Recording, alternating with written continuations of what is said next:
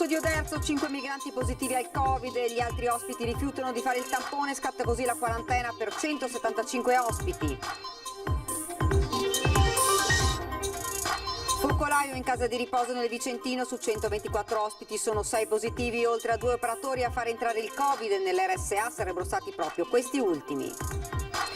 Notte di sangue sulle strade venete con 2 incidenti mortali. A Cogollo del Cengio nel Vicentino perde la vita un 21enne, gravissimo l'amico. A Riese Piodecimo nel Trevigiano 62enne muore a pochi passi da casa.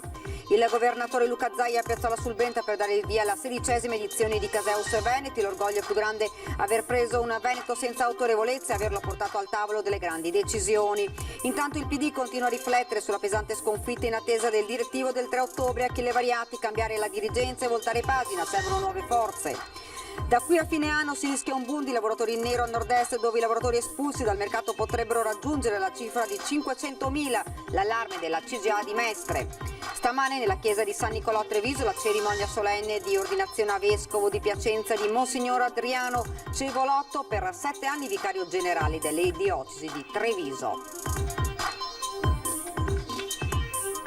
Buonasera, ben ritrovati, edizione regionale dei notiziari di Antena 3. Dunque l'avete sentito dai titoli: l'ex caserma Zanusso di Oderzo, 5 migranti positivi al Covid, gli altri ospiti rifiutano di fare il tampone, scatta così la quarantena per 175 ospiti. Sentiamo ora le parole del sindaco di Oderzo e di alcuni residenti.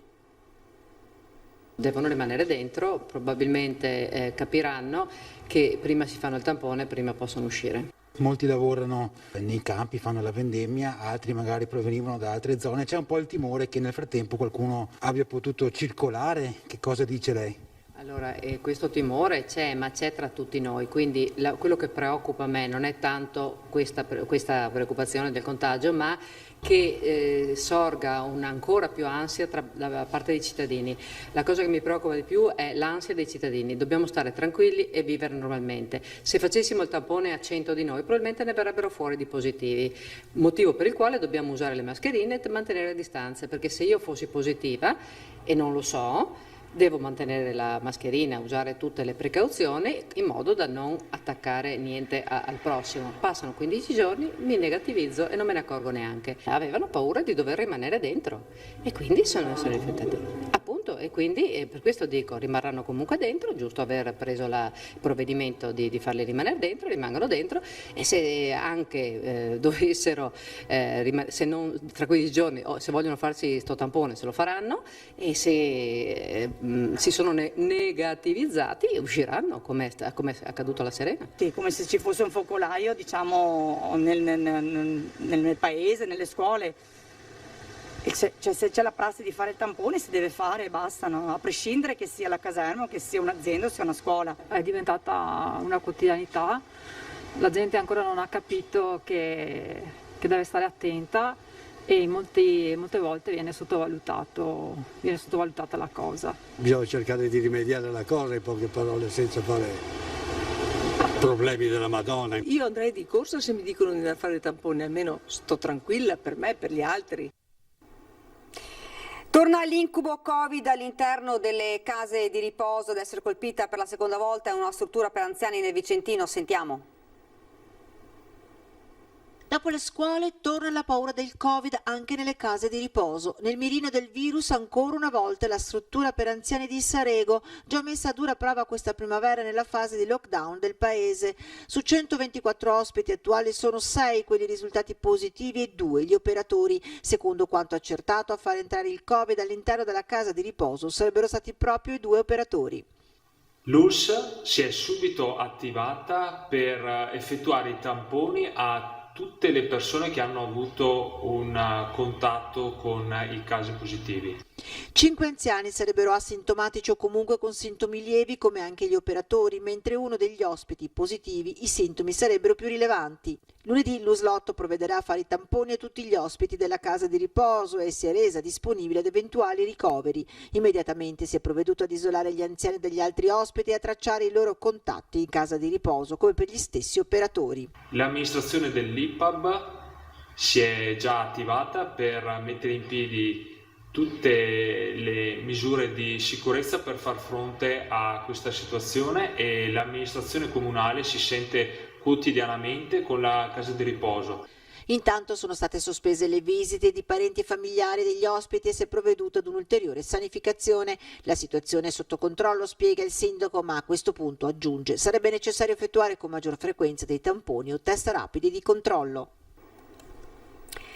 Ed ora il bollettino regionale. Nelle ultime 24 ore sono 224 i casi positivi in più nel Veneto, rispetto invece a questa mattina la provincia che ha avuto più casi positivi è la provincia di Padova con 21 casi e ci sono 2 persone morte rispetto a questa mattina, una a Verona ed un'altra a Rovigo. E continuiamo con la cronaca. Tragico incidente la notte scorsa a Cogollo del Cengio, morto un giovane di 22 anni, ferito gravemente l'amico di 21. Ancora sangue sulle strade, ancora una giovane vittima. Sono 2 ragazzi di 22 e 21 anni a bordo di una Subaru Impreza che sfrecciano felici lungo la strada provinciale 350. Sono le 2:40 di notte. I 2, secondo una prima ricostruzione, starebbero scendendo da Arsiero per raggiungere Piovene Rocchette, quando improvvisamente, in comune di Cogollo del Cengio, Alessio Costa, alla guida, perde il controllo dell'auto. È un attimo e la Subaru esce di strada. Chissà se Alessio ha tentato qualche manovra correttiva. L'auto carambola e finisce a ruote all'aria. Per terra nessun segno di frenata o altro. L'ebbrezza di un venerdì sera tra amici si spegne in quel carambolare, in quelle ruote che per aria continuano a girare. Sul posto arrivano immediatamente i soccorsi, i vigili del fuoco, i carabinieri di Schio per i rilievi e i medici del SUEM, ma per Alessio, 22 anni di seghe e di velodastico, non c'è nulla da fare. L'amico di 21 anni di Arsiero viene estratto dalle lamiere e portato all'ospedale di Sant'Orso, dove è grave, ma fortunatamente non sarebbe in pericolo di vita. Una tragedia che si consuma nemmeno 1 chilometro da casa di Alessio, terzogenito di 4 figli di papà Adriano e mamma Concita. Una tragedia che piomba su una famiglia che ha già sofferto in passato, ricorda il sindaco di Velodastico Giordano Rossi, che esprime le sue condoglianze. Il padre, piccolo artigiano proprietario di officina meccanica, è rimasto vittima di un incidente sul lavoro che lo ha lasciato in carrozzina. Attorno a tutta la famiglia si stringe la comunità di Velodastico. Il tragico incidente stradale la scorsa notte a Riese Pio X nel Trevigiano. Morire a pochi passi da casa quando ormai era quasi giunto alla sua abitazione. Il tragico destino di Bernardino Libralato, 62 anni, si è consumato poco dopo l'1 di stanotte a Riese Pio X. L'uomo stava viaggiando lungo via Raspa a bordo di un furgoncino Renault Master quando, per causa al vaglio degli agenti della Polizia Stradale di Treviso, ha perso il controllo del mezzo, che è poi finito in un fossato. Forse un malore, forse un colpo di sonno, di fatto uno schianto che non ha lasciato scampo al 62enne di Riese lungo la via che conduce proprio alla sua abitazione. L'impatto ha svegliato i residenti, subito è partito l'allarme, ma i vigili del fuoco di Castelfranco, che lo hanno estratto dall'abitacolo, non hanno potuto fare altro che constatare come il corpo fosse senza vita. In poche ore la notizia ha fatto il giro del paese, lasciando senza parole chi lo conosceva e nel dolore la sua famiglia. Oggi il governatore Luca Zaia a Piazzola sul Brent ha dato il via alla 16ª edizione di Caseus Veneti, il concorso regionale dei formaggi veneti che ha ormai assunto l'importanza di una vera e propria fiera. Zaia ha parlato degli obiettivi futuri con un orgoglio personale aver dato al Veneto in 10 anni, dice, dignità istituzionale, ma prima ha parlato del Toto Giunta. Partiamo proprio da qui e sentiamo. Le dirò che per me è l'ultimo dei problemi, visto e considerato che quando sarà l'ora di scegliere darò i nomi, visto e considerato che i nomi dovranno essere dati dopo la convocazione del primo consiglio, per farvela breve senza star qui a dirvi tutte le procedure. Prima è impossibile, in considerazione del fatto che eventuali assessori che sono già consiglieri, eventuali futuri assessori che sono già consiglieri devono prima avere l'insediamento del Consiglio, quindi le nomine avverranno solo dopo il primo Consiglio utile. È certo che ci sarà qualche riconferma, poi cercheremo di valutare anche le caratteristiche dei candidati a fare gli assessori, l'operatività, l'essere presenti e, come dico sempre io, chi fa l'assessore deve fare l'assessore, non deve perdersi e distrarsi in altre robe. E tutti dicono, ma sì, ma tu hai fatto le Olimpiadi, ma tu hai fatto l'autonomia, ma hai fatto la pedemontana, ma le riforme sanitarie, ma il Covid e tutto quello che viene in mente. No, guardate, il vero grande risultato in 10 anni, ve lo dico io qual è. Ho preso in mano un Veneto che non aveva nessuna autorevolezza, era la Cenerentola ai tavoli nazionali e internazionali. Comunque eravamo trattati come periferia dell'impero. Oggi quando arriva il Veneto ha il suo posto e detta spesso l'agenda nazionale, e questo è fondamentale. I veneti non sono più la colonia dell'impero. Grazie. E ovviamente resta fisso il nostro obiettivo, che è quello dell'autonomia. 2.300.000 veneti sono andati a votare per l'autonomia, saranno 3 anni il 22 ottobre del 2020. Non sono stati 3 anni sprecati per noi, perché abbiamo continuato a lavorare, a preparare le carte, siamo assolutamente pronti. Oggi dobbiamo portare a casa questo obiettivo. Quello che chiedono i veneti non è una fantasia, ma è scritto in Costituzione. Nel PD Veneto si continua a fare i conti con la sconfitta al segretario regionale Visato, che ha puntato il dito contro gli esponenti di governo assenti dal territorio. Replica il sottosegretario Variati. Secondo me la generazione dei più giovani, dei trentenni e dei quarantenni, deve prendere in mano la situazione. Ci vuole un ricambio ai vertici del Partito Democratico Veneto per il sottosegretario all'interno Achille Variati, accusato dal segretario Alessandro Bisato di essere stato troppo assente sul territorio come esponente PD in questa campagna elettorale, di aver fatto mancare il sostegno del governo sia nella sfida per la regione che in quella per il comune di Venezia. Il nodo per Variati è invece un altro. Queste polemiche non servono a niente. In realtà il problema del Partito Democratico è che da anni, purtroppo da anni, non riesce a stare tra la gente, non riesce a interpretare i bisogni della gente, e allora da qui bisogna ripartire, e forse bisogna ripartire dai più giovani, forse bisogna cambiare per l'ennesima volta una classe dirigente, però serve gente capace di stare in sintonia con il popolo, con i cittadini, e non coi principi che non servono a niente se non sono radicati. Dello stesso parere di Variati è anche l'ex parlamentare Laura Puppato, ancora più diretta nei confronti della direzione veneta del partito. Credo che sia un fallimento prevalente della dirigenza, e quindi spero e auspico che per loro sia chiaro il messaggio e ritirino in buon ordine, le loro figure da questa dirigenza che davvero non si è vista nel corso di questi mesi. Io credo che le 5 ragazze, perché sono tutte piuttosto giovani, che abbiamo eletto al Consiglio regionale, insieme con complessivamente 9 consiglieri che sono stati eletti, mi pare tutti di una certa qualità, possano essere la possibilità di una rinascita vera per questo partito. In questo Veneto così fondamentale per l'economia e il sociale del Paese possiamo portare avanti iniziative e le proposte del Partito Democratico possano risultare davvero molto utili e molto interessanti per tutti i cittadini e le imprese di questa regione. E dunque avete sentito all'ex caserma Zanusso di Oderzo, 5 migranti positivi più 2 operatori. Ora sentiamo le parole di Marinese, presidente della società che gestisce il centro, e del prefetto di Treviso, Maria Rosaria Laganà. È stato appena emanato da parte dell'autorità sanitaria un provvedimento contumaciale per gli ospiti della struttura, a seguito di aver riscontrato delle positività tra gli ospiti. 5 migranti ospitati all'ex caserma Zanusso di Oderzo positivi al Covid, e nella Marca torna l'incubo di un nuovo maxi focolaio, come accaduto ad inizio estate alla Serena di Treviso. Tutto è cominciato qualche giorno fa, spiega Gian Lorenzo Marinese, presidente della società che gestisce anche questo centro, quando un giovane migrante, prima di essere trasferito in altra struttura, è stato sottoposto al test, come prevede la normativa. Alla positività l'esame è stato ripetuto ai contatti stretti del giovane, altre 4 persone. Risultato: tutti positivi. Uno è ricoverato all'ospedale di Vittorio Veneto, gli altri 4 asintomatici sono in isolamento all'interno della caserma. La procedura prevede il test per tutti i migranti, che però si sono rifiutati, di qui la quarantena per i 175 ospiti. Come al solito c'è un po' di ritrosia a farli, vedremo se vengono fatti o meno. In ogni caso 3 settimane di quarantena e dovremmo cavarcela.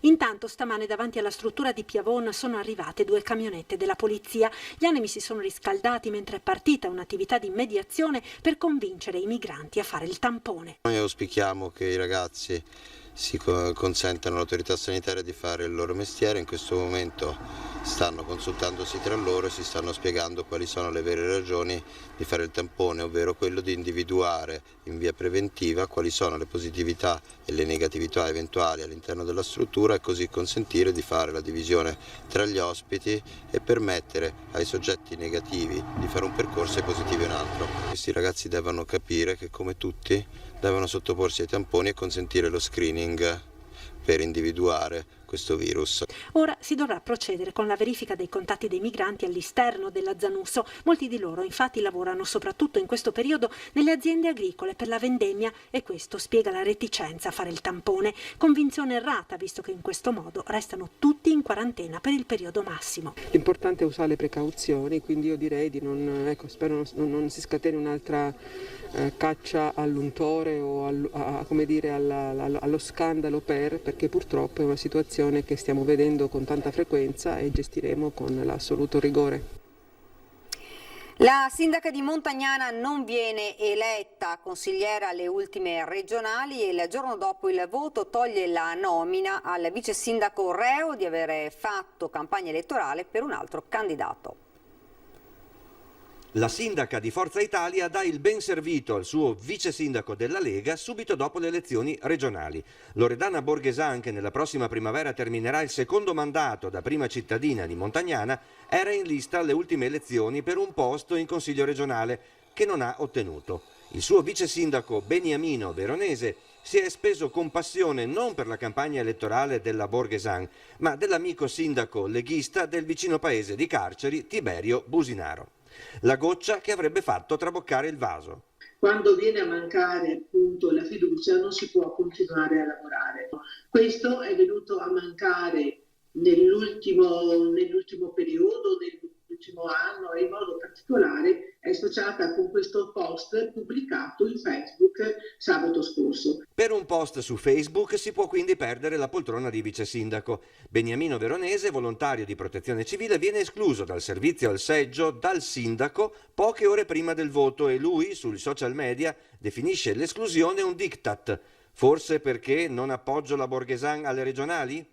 E quindi questo ha provocato un altro attrito all'interno dei nostri rapporti, questo sicuramente è comunque una storia che va avanti forse da più di qualche mese, forse anche un anno. La situazione a livello di rapporti si era un po' rotto proprio per il sistema di lavorare che io penso che sia migliore quello di coinvolgere un po' tutti, invece lei è un po' più sul solitario individualista. Insomma. E già io l'avevo già pronosticato che dopo le elezioni sarei stato cacciato da vice sindaco, ma proprio per un discorso di rapporti e di situazioni che non potevano coesistere ancora per tanto. Intanto la sindaca Borghesan ha nominato vice sindaco l'assessore Giulia Marchioro, sempre della Lega.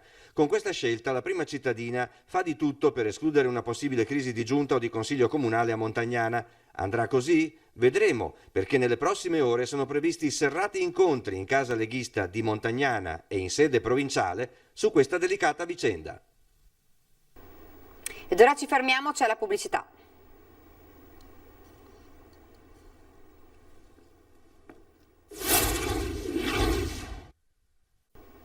Rieccoci nuovamente in studio ed ora ci spostiamo a Mestre. Da qui a fine anno si rischia un boom di lavoratori in nero anche a nord-est, dove i lavoratori espulsi dal mercato potrebbero raggiungere la cifra di 500.000 e questo è l'allarme della CGA di Mestre.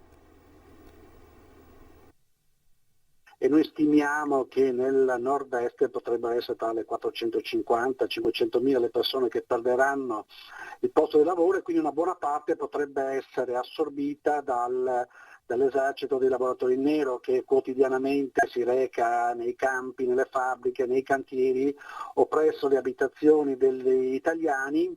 Insomma, la crisi da Covid potrebbe far esplodere l'esercito di abusivi e lavoratori in nero anche a nord-est, una prospettiva che sta tra le altre nei numeri diramati di recente dall'Istat, se è vero che in tutta Italia rischiano di evaporare più di 3,5 milioni di posti di lavoro. Quanto al Veneto si incrociano più dati, compresi quelli dell'annus horribilis per l'economia, il 2009, quando il PIL regionale crollò del 5% e il tasso di disoccupazione arrivò al 7%. Quest'anno le stime parlano di un meno 10% di PIL, con un 8% di disoccupazione già nella prima parte del 2021, preciso anche l'identikit dei profili maggiormente a rischio. Sono prevalentemente lavoratori italiani, giovani, gente che magari anche è in cassa integrazione e quindi magari arrotonda la propria situazione, ma non esclude che ci saranno anche, come già succede adesso, tanti lavoratori dipendenti che fanno il secondo e il terzo lavoro. La questione non è solo occupazionale, innescando pesantissimi circoli viziosi a livello economico. Ricordo che chi esercita abusivamente una professione non paga le tasse, non paga i contributi previdenziali e assicurativi e quindi fa concorrenza sleale nei confronti di quelle aziende che invece sono in chiaro, sono costrette a pagare le tasse. Stamane nella chiesa di San Nicolò a Treviso la cerimonia episcopale solenne di ordinazione a vescovo di Piacenza di Monsignor Adriano Cevolotto, per 7 anni vicario generale della diocesi di Treviso. Grande emozione nella celebrazione che vi abbiamo trasmesso in diretta questa mattina alle 10. Un dono e un compito da far tremare i polsi, ha detto Monsignor Cevolotto emozionato. A presiedere la celebrazione il vescovo di Treviso, Michele Tomasi, co-consacranti, Monsignor Giovanni Ambrosio, amministratore apostolico della diocesi di Piacenza Bobbio, e l'arcivescovo di Modena Nonantola, Monsignor Erio Castellucci. In tutto 15 vescovi concelebranti e quasi 200 i sacerdoti. La partecipazione alla messa ha previsto un numero limitato di persone munite del pass distribuito in diocesi secondo dei criteri di rappresentanza. Il 26 settembre di 76 anni fa l'eccidio del Grappa, e anche quest'anno si sono ricordati tristi episodi, ecco i diversi momenti della lunga cerimonia. La città di Bassano del Grappa, medaglia d'oro al valor militare per meriti nella guerra di liberazione, a 76 anni dall'eccidio del Grappa, ricordato unitamente alle associazioni partigiane combattentistiche d'arma, le tante autorità civili e militari, i martiri del Grappa, con quei 31 giovani impiccati in città, le tante fucilazioni, tutti giovani partigiani che si battevano per la libertà della patria. Le celebrazioni sono iniziate con la Santa Messa officiata da Don Andrea Guglielmi, arciprete e abate di Bassano. Si è rifatto le parole di Liliana Segre, da 2 giorni cittadina onoraria di Bassano, ha fatto riflettere sui giovani e il tipo di società che diamo loro. Si è passati al deporre una corona d'alloro al monumento dei caduti posto in piazza Garibaldi.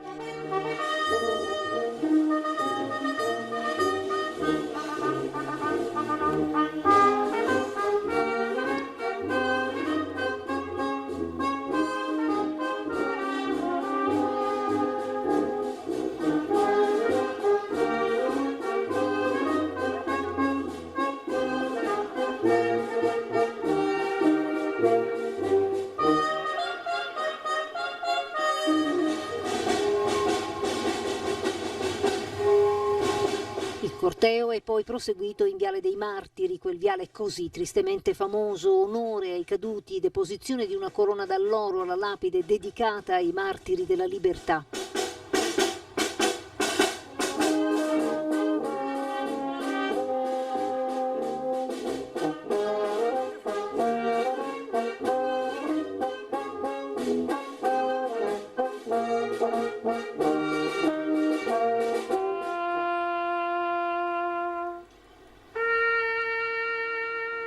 In Sala da Ponte, momento conclusivo, il sindaco Pavan ha parlato dell'importante avvenimento storico con il coinvolgimento delle scolaresche e l'evento quest'anno dedicato a Pietro Piotto. Il suo cappello era sul palco. Alpino, scomparso un paio di settimane fa all'età di 101 anni. Memoria degli internati, era stato a Kassel, Germania.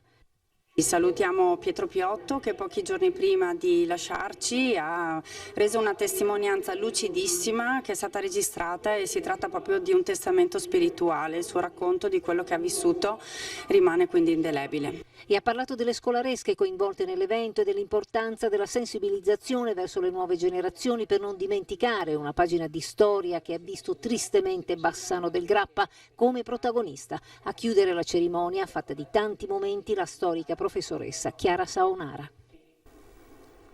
Ed oggi l'inaugurazione della 16ª edizione di Caseus Veneti a Piazzola sul Brenta.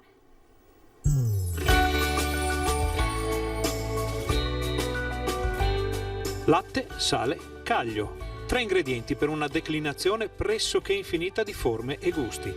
Questo è Caseus 2020. Questa è la vetrina di formaggi del Veneto. 2 giorni dedicati alla produzione casearia regionale in una cornice impareggiabile come quella di Villa Contarini a Piazzola sul Brenta, dove si sono dati appuntamento casari, malgari, caseifici di piccole e grandi dimensioni, addetti ai lavori e associazioni di categoria per fare il punto gustosissimo e odoroso di tradizione sul settore veneto in questo anno molto particolare. Il taglio del nastro è stato affidato a Luca Zaia, fresco di riconferma alla guida della regione e alla sua prima uscita pubblica in terra padovana.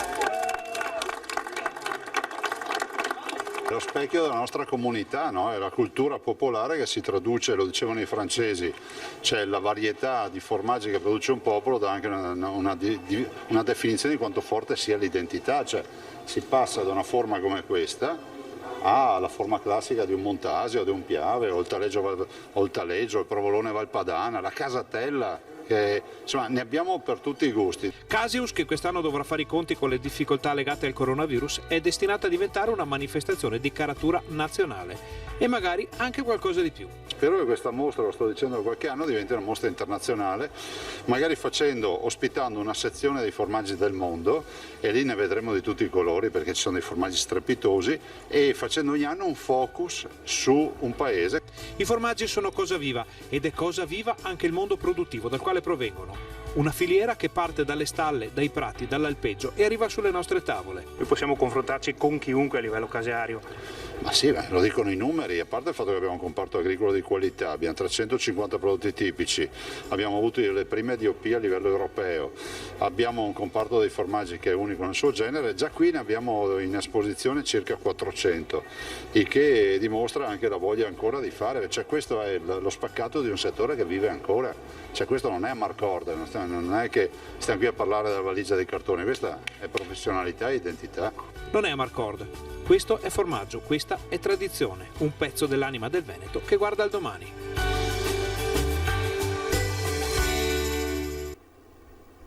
Ed è davvero tutto per questa edizione del nostro telegiornale, vi lascio le previsioni del tempo, grazie davvero per averci seguito, buona serata.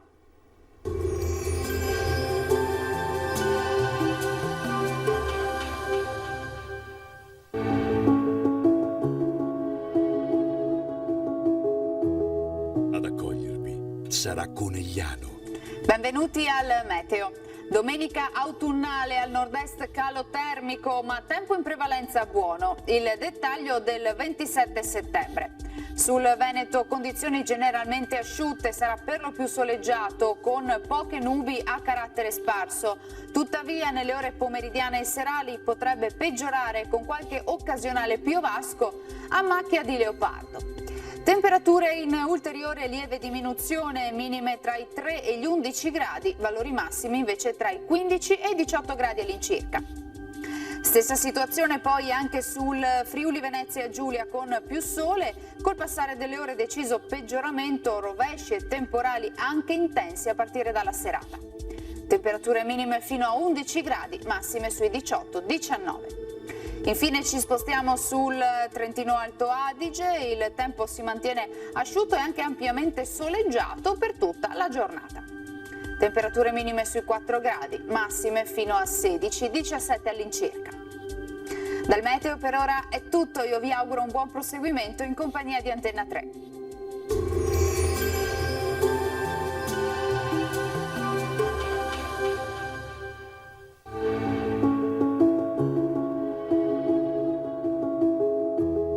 Ad accogliervi sarà Conegliano.